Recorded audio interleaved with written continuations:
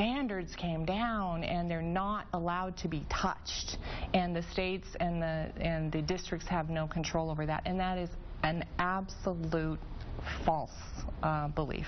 We went to Assistant Superintendent of Curriculum for Mesa Public Schools, Dr. Suzan Deprez, to help explain Common Core. Does this look familiar to you? Sure. Pages of calculation. We grew up with memorization, repetition, a lot of fill-in-the-blanks busy work worksheets.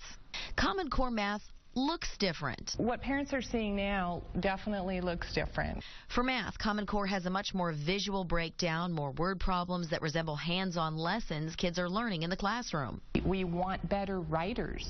We want better readers. We want kids that truly understand when they've solved a math problem that the answer doesn't look right.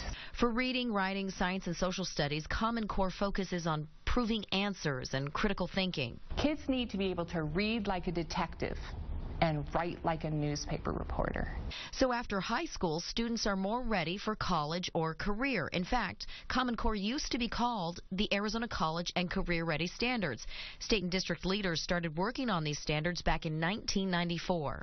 That work started way, way before there was ever even a thought of there being federal funds. Deprez says the misunderstanding that Common Core is a federal mandate only comes because the government offered grant money for states to implement their own standards. The federal government had nothing to do with the creation of the Common Core. We asked for a sit-down with new State Superintendent Diane Douglas, who ran for office on the promise of repealing Common Core.